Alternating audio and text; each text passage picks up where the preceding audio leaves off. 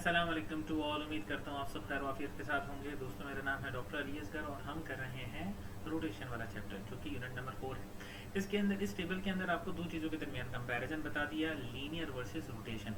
Linear का जो formula है S is equal to V T. So rotation का फॉर्मूला है theta is equal to omega T, right, या फिर theta is equal to S dividing by R भी आप कह सकते हैं। H is equal to V I T plus half A T square, ये आपके पास लीनियर का फॉर्मूला है। इसी चीज़ को जब आप एंगुलर में कन्वर्ट करेंगे तो थीटा, एस का मतलब है याद रखिएगा ओमेगा थीटा, वेलोसिटी का मतलब है ओमेगा और ए का मतलब है अल्फा इस केस में। इस तरीके से जो आप इक्वेशन लीनियर के लिए इस्तेमाल करते थे वही डेटा फिर आप एंगुलर के लिए इस्तेमाल करते हैं और उसका आंसर आपको स्क्रीन पे नजर आ रहा है। अब मान लीजिए कि हमारे पास एक मोटरसाइकिल है जिसका व्हील टर्न होता है 3620 times while being ridden for 6.5 minutes। ठीक है, what is the angular speed? आपको एंगुलर स्पीड पूछते हैं किसके अंदर? रेवोल्यूशन पर मिनट के अंदर, आरपीएम के अंदर। टाइम आपको बता दिया, नंबर ऑफ द रोटेशंस आपको बता दिया, omega. Omega is equal to theta dividing by T. Theta आपके पास कितना है? 3620 रेवोल्यूशन, और टाइम आपके पास इतना था। जब आप इन दोनों को आपस में डिवाइड करेंगे तो आपके पास आंसर आया 557 आरपीएम। अब अगर हमारे पास एक ऑब्जेक्ट जो कि सर्कल के अंदर घूमता है उसके अंदर एंगुलर डिस्प्लेसमेंट आया, एंगुलर वेलोसिटी आई, एंगुलर एक्सीलरेशन आई, तो क्या उसके अंदर कोई फोर्स डेवलप्ड होती है? तो बिल्कुल होती है। उसको हम कहते हैं सेंट्रीपिटल फोर्स। मान लें आपके पास एक स्टोन है, उस स्टोन को आपने लिया और एक थ्रेड से बांधा, एक रस्सी से बांधा और उसको गोल गोल हवा में घुमाते हैं, तो उसका जो सेंट्रीपिटल फोर्स की जो डायरेक्शन होगी ना वो टुवर्ड्स द सेंटर होगी, याद रखिएगा। सिमिलरली अगर अर्थ सूरज के राउंड घूमता है तो सेंट्रीपिटल फोर्स की डायरेक्शन टुवर्ड्स द सन होगी, यानी टुवर्ड्स द सेंटर होगी।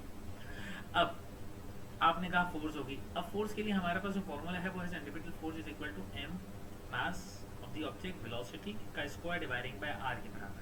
ये आपके पास इन जनरल एक फॉर्मूला है जो कि सेंट्रीपिटल फोर्स क्या है? F is equal to M we square dividing by R के बराबर। जब आप कहते हैं कि फोर्स पैदा हुई तो इसका मतलब लाजमन न्यूटन सेकंड लॉ आपको ये कहता है कि फोर्स ऐसे नहीं आती, फोर्स आती है तो एक्सेलरेशन भी आती है। इस केस में आपके पास जो एक्सेलरेशन होगी उसको हम कहेंगे सेंट्रीपिटल एक्सेलरेशन।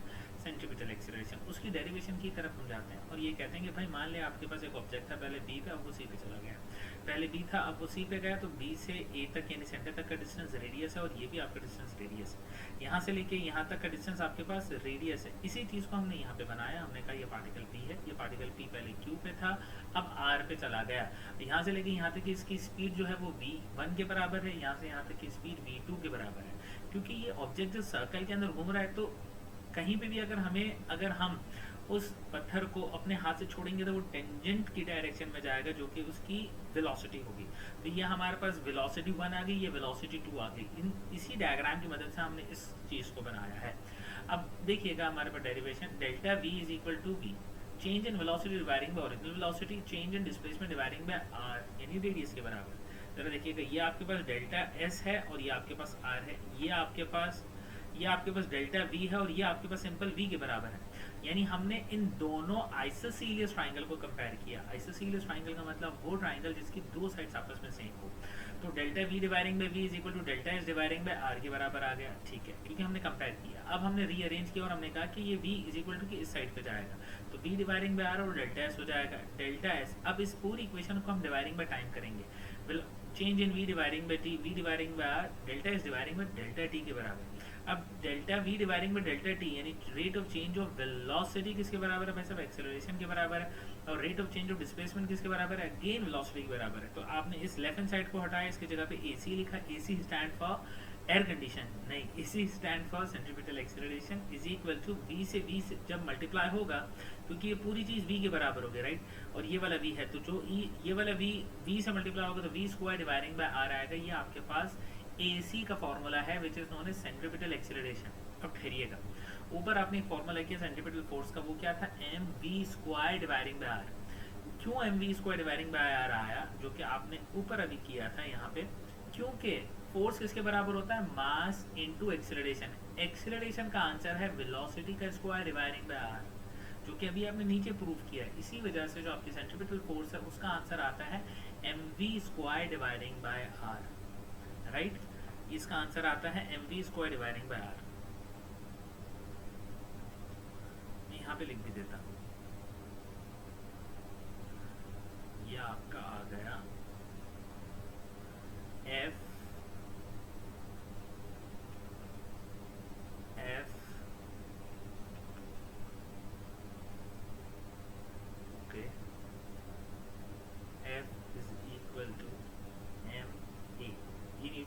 लॉ है, इसकी मदद से मास तो अपनी जगह पे m ही रहेगा, a का आंसर है v स्क्वायर डिवाइडिंग बाय, तो इसकी वजह से आपके पास इसका आंसर आया। अब हमने बात की एक दूसरे न्यूमेरिकल की। मान लें आपके पास एक ऑब्जेक्ट है जिसका वजन है 300 kg, रेडियस उसका इतने के बराबर है, वेलोसिटी इतने के बराबर है, AC निकालना है v square dividing bye. Simple है, अगर उसका AC यानी सेंटीमीटर एक्सेलरेशन आपके पास आ गई और उसका सेंटीमीटर फोर्स निकालना है तो F is equal to MEC dividing by R। अब जरा देखिएगा, यहाँ पे हमने पुट किया तो इसकी सेंट्रीपिटल फोर्स है। अब जो हमारे पास सेंट्रीपिटल फोर्स है और जो ग्रेविटी है, आपस में इन दोनों को डिवाइड कर दें। AC एक्सेलरेशन है, एक्सेलरेशन की यूनिट क्या होती है मीटर पर सेकंड स्क्वायर, और ग्रेविटी की भी यूनिट मीटर पर सेकंड स्क्वायर होती है, और इन दोनों को जब आपने डिवाइड किया तो आपके पास रिलेटिव आंसर आया जो आया 0.157 ग्राम के बराबर। अब जरा देखिएगा, इसका न्यूमेरिकल रीड कर लेते हैं हम। What is the magnitude of force, एक बात, सेंटीमीटर एक्सेलरेशन दूसरी बात, ऑफ अ कार जिसका वजन 300 किलोग्राम है और उसका जो कर्व का रेडियस है वो 500 मीटर के बराबर है, यानी कुल जो टन लेगी, और उसकी जो रफ्तार थी वो थी 100 kilometre per hour. Also compare the acceleration with that due to the gravity, gravity की वजह से करिएगा, for this fairly gentle curve taken the highway. इसको क्या करना है, हमें कंपेयर करना है। कंपेयर के लिए आप क्या करेंगे, acceleration due to the gravity जो कि आपके पास 9.8 है, और आपने जो गाड़ी का टर्न लिया वो टर्न लेते हुए AC यानी सेंटीमीटर एक्सेलरेशन जो पैदा होगी उसको आपस में कंपेयर करना है। तो कंपेयर करने के लिए हमने इन दोनों को आपस में डिवाइड किया और इसका एक आंसर आया है। अब हम बात करते हैं centimetre acceleration cause by the tension force. अब टेंशन फोर्स के अंदर हमने ये बात की कि मान लें आपके पास एक बॉल है, उस बॉल को आपने थ्रेड से अटैच किया और अपने हाथ में रखा और ये गोल गोल घूमता है। जब ये गोल गोल घूमता है तो इस बॉल के अंदर क्या है, इसका वेट है जो इसको वर्टिकल, जो इसको अवे फ्रॉम द सर्कल ले जाएगा। बट उसको काउंटर बैलेंस करने के लिए कौन सी फोर्स है, इसकी टेंशन की फोर्स है जो इस बॉल को अंदर पकड़े हुए होगी।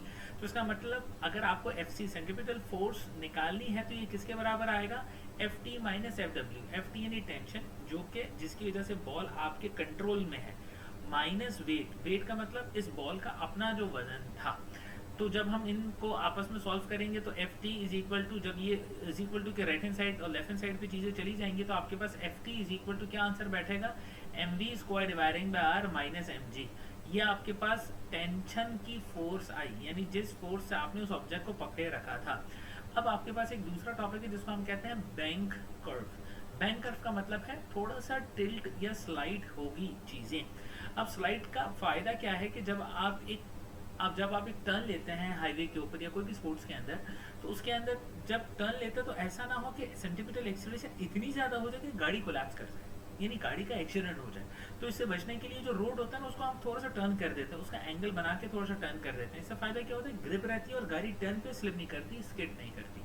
अब देखिएगा, अब यहाँ पे हमारे पास ये रोड है और इस रोड का एंगल यहाँ पे थीटा बना हुआ है। गाड़ी का जो वेट है वो वर्टिकली डाउनवर्ड होगा। अगर ये थीटा है तो एज पर द थियरम ये भी थीटा होगा।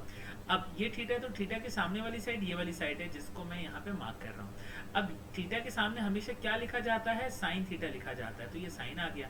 थीटा के एडजस्टेंट यानी ये वाली साइड, इसको हम क्या कहते हैं, हमेशा कॉस कहते हैं, तो यहाँ पे हमने कॉस लिख दिया। ये साइन आ गया भाई साहब, और ये हमारे पास कॉस आ गया। अब mg साइन थीटा यानी ये वाला कंपोनेंट होगा, mg cos थीटा यानी ये वाला आपके पास कंपोनेंट होगा।